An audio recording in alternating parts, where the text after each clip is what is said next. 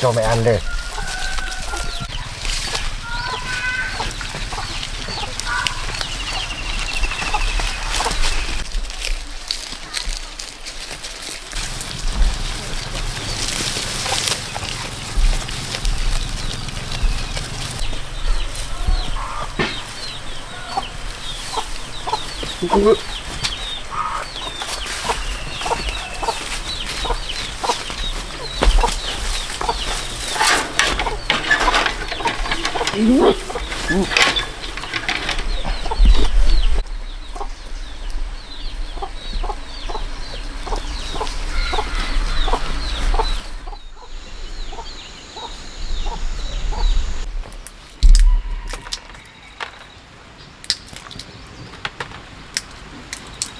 Yep.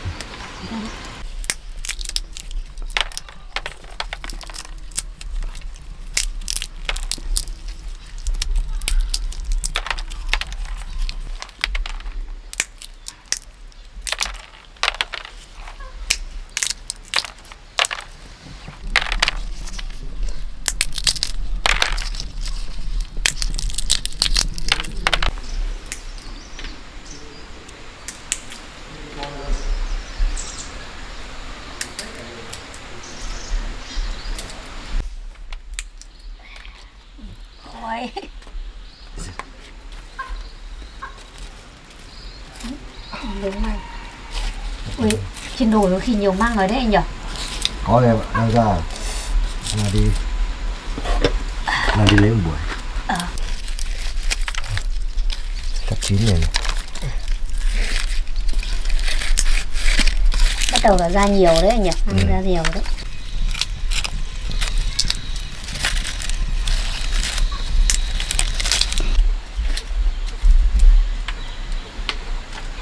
Chín này. Mềm mềm à. Măng mới lên mà nó xanh rồi. Cái này nó nhỏ á. Khói thế.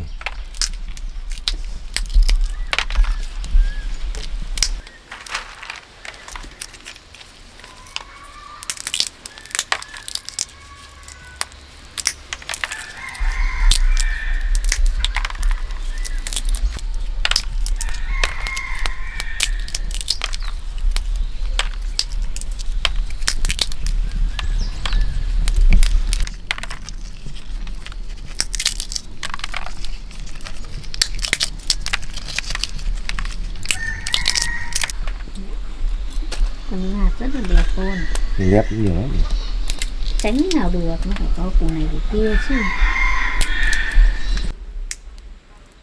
Chín rồi đấy, này măng chín rồi. Măng. Chín rồi. Bóc rồi. Ui còn khô ấy thì sao? Chín rồi, chín rồi. Ui đây rồi, chín rồi đấy. Thôi. Ui chín rồi anh ạ. Chín rồi đây. Mềm rồi nhỉ. Chín rồi. Ui ngon chưa? Mùi thơm ấy. Đi thật bỏng nhá. Bốc hơi bỏng này. Nóng. Ngon. Nóng. Ui.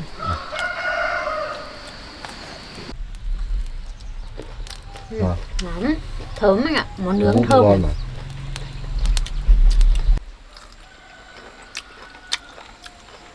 Cái đằng này nó xanh nó đắng. Mà thơm nhỉ, nướng thơm đấy. Sau này nó lên thành cây vồng rồi. Búp này ngon lắm. Ngon như búp bê ngon. Ngon thật.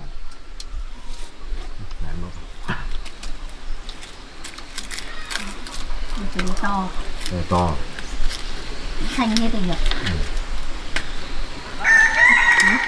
Em thấy nó đắng đắng. Anh ăn đi. Hả? Hay em ăn cái bút này cũng được.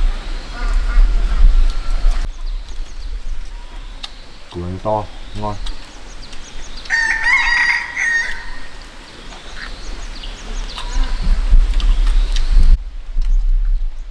Ngon nhỉ. Ngon nhỉ.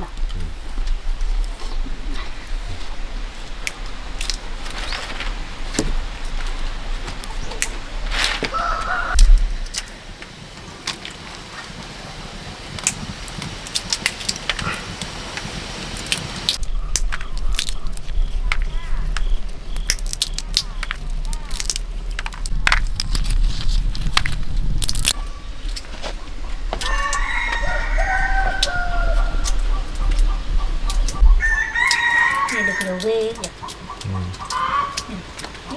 Nó còn là đỏ ngon.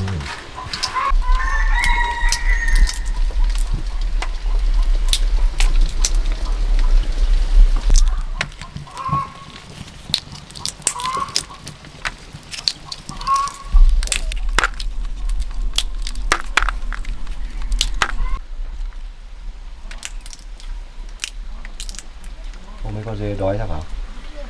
Nó kêu ghê. Đã cho nó ăn cỏ đâu. Chưa cho. Chưa. Thì ăn gì với cỏ này. Ăn lấy gì để ăn bóc nốt.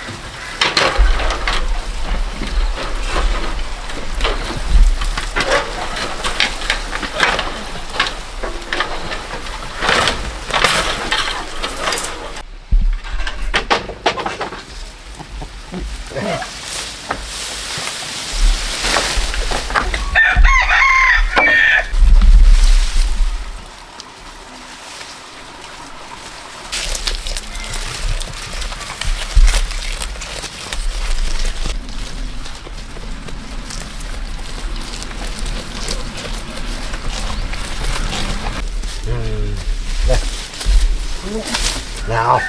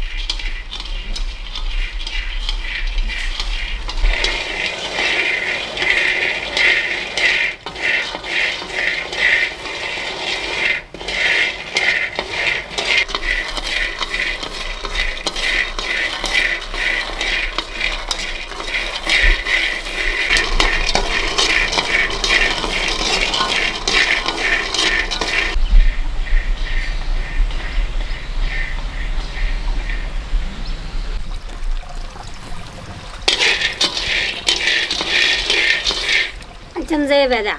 Đây. Chưa xong à? Làm được anh ạ. Chín đi. Chín đi xem. Được. Hỏi gì? Giòn rồi đây. Giòn chưa? Mình muốn nó vàng vàng một tí cho nó thơm. Bỏng đấy anh. Bỏng lắm. Giòn rồi. Nhưng mà em muốn để vàng để cho nó thơm. Gần sắp được rồi. Nó chưa thơm đúng không? Đây, thử đây. Tụi em cháy cháy tí thôi. Của em rửa nhánh gừng nha, xong rồi giã cho em nhé. Đây à? Vâng, tí em cho vào đây cho nó thơm.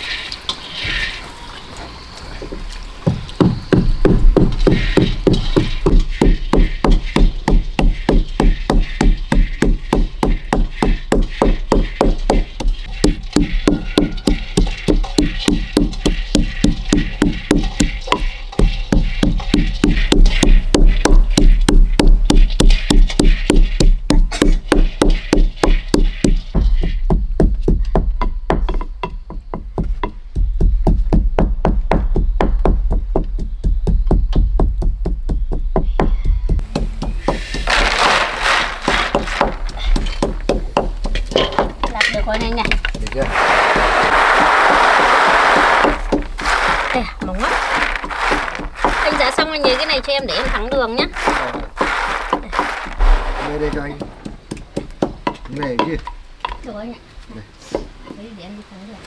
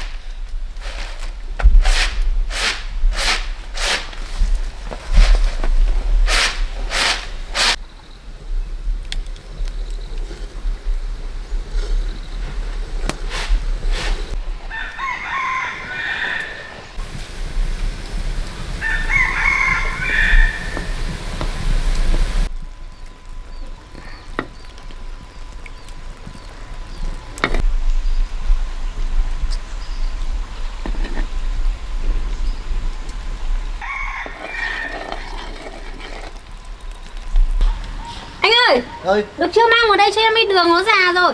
Được rồi. Đây vào đây, đây vào đây. Đây. Đây này, đấy, được rồi này. Được chưa? Đây này. Được, đây, đây. Đổ vào. Em đã. Em đã. Xong anh lót cho em cái lá chuối vào nhé.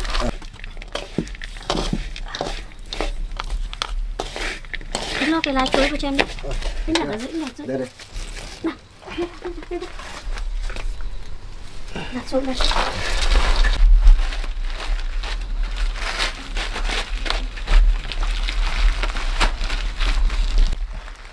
Nóng ấy. Nóng đấy. Em dàn dàn cho nó dính vào. Hình như hơi nhiều đường anh nhỉ? Ừ. Nó không dính nhau mấy hả? Không thành. Nó nhiều đường quá rồi. Em cho nhiều quá. Em cho nhiều đường quá. Thì em mới thử làm ấy. Ôi nhưng mà ngon lắm anh ạ. Ngon. Cái này lần sau em làm cho ít đường hơn. Cái này nhiều đường quá rồi. Nhiều đường nó không ấy vào nhau. Nè. Ôi. Ừ. Nhiều đường quá. Thế à? Nhưng mà em vẫn thấy ngon. Lần sau làm là ngọt, làm lại khổ. cho nó đẹp hơn. Giòn ngon hết. Nhiều đường quá. Nhiều đường quá, mỗi tội nó không dính vào nhau nhỉ. Bên kia.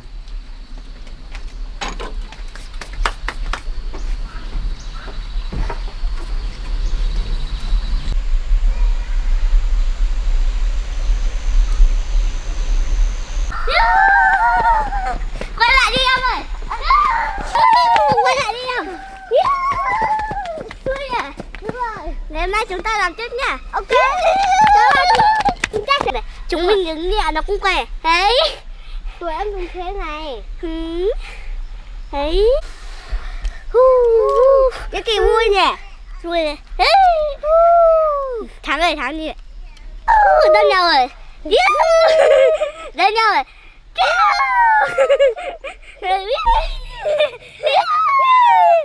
Nào thi à, thi ra giải nhất nha. Một tay.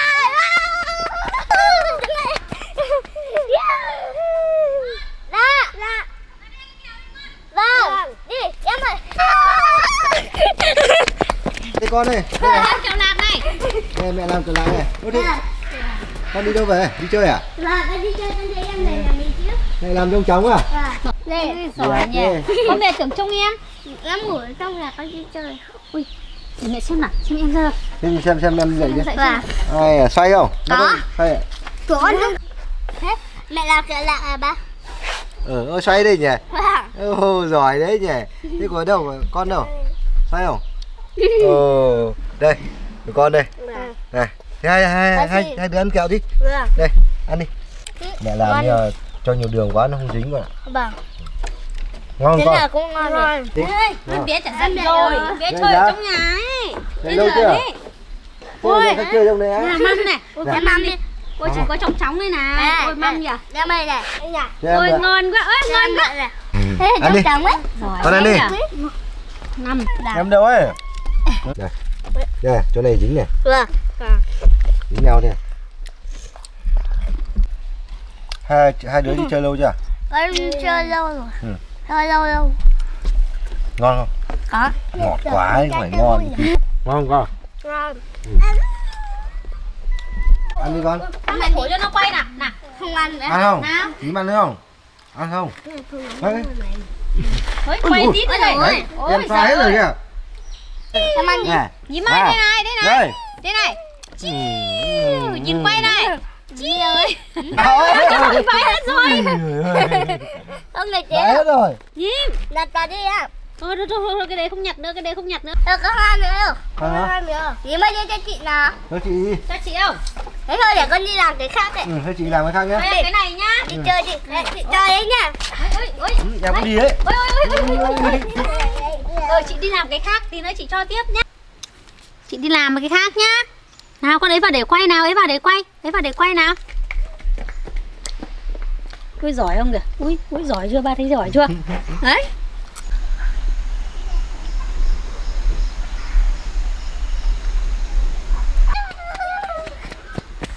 Nào, đua lại nào.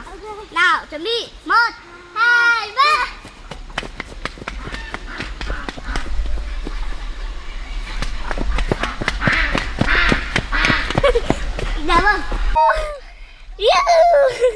Ê, quay vòng tròn này. Đẹp thế em nhỉ? Đúng rồi. Thế hay là đi ra kia uống nước đi. Đâu? Đi đâu? Kia. Uống nước á? Khăn nước á? Ăn kẹo khăn nước phải không? Thế đi uống nước nhá. Ok. Đi.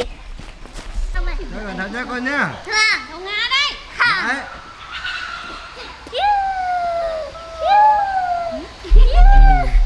Ngã nhá. Anh thế chị đi xuống đi. Đi xuống đi. Cẩn thận nhá.